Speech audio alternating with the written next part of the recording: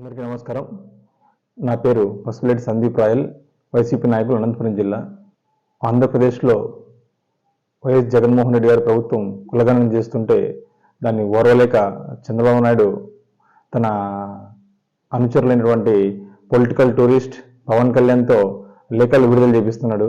పవన్ కళ్యాణ్, నీకు అసలు సిగ్గు ఉండాలి. నీకు లేఖ రాయడానికి ఏం అర్హత ఉందని కూడా మేము ఈరోజు వైసీపీ నుంచి ప్రశ్నిస్తున్నాం.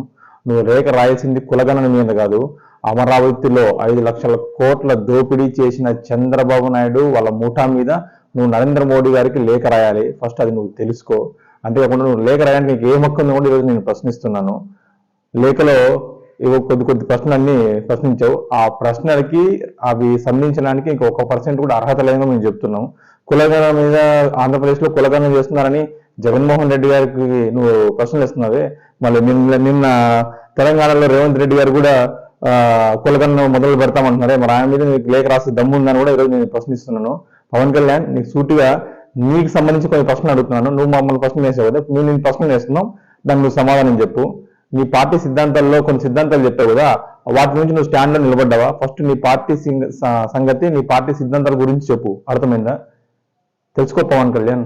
అంతేకాకుండా కులాల కలిపి ఆలోచన విధానం అన్నావు.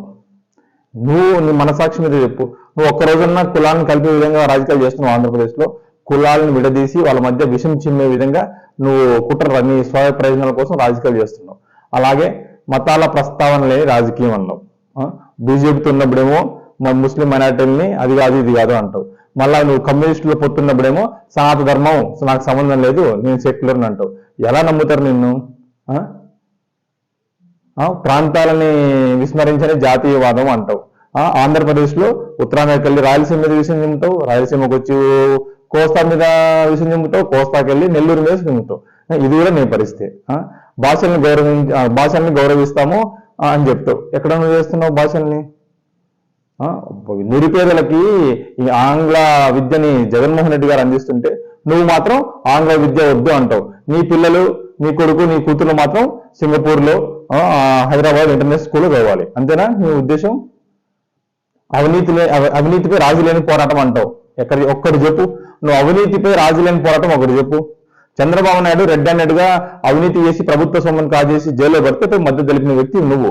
నీకు ఎక్కడ హక్కు ఉందా? సంస్కృతిని కాపాడే సమాజం అన్నావు. నువ్వేం సంస్కృతి కాపాడావు? నువ్వు ఎప్పుడు నిత్యం రాయలసీమ మీద విషం జుమ్ముతూ రాయలసీమ సంస్కృతిని కించపరుస్తూనే ఉంటావు. కాబట్టి ఫస్ట్ నువ్వు చూసుకో పవన్ కళ్యాణ్. కులగణన గురించి నువ్వు మాట్లాడే అర్హత నీకు లేదు. అంతేకాకుండా ఆంధ్రప్రదేశ్ ప్రజలందరూ తెలుసు, రాజ్యాంగబద్ధంగా ప్రజాస్వామ్యబద్ధంగా ప్రజల కోసం మంచి చేసే వ్యక్తి జగన్మోహన్ రెడ్డి గారు. ఇది ఎటువంటి సందేహం లేదు. నీకు చంద్రబాబు నాయుడుకి భయం పుట్టింది. నువ్వు ఎన్ని లేఖలు రాసినా, నువ్వేం చేసినా ఇక్కడ ఎవరు పట్టించుకునే పరిస్థితి కూడా లేదు కూడా నువ్వు తెలియజేస్తున్నావు.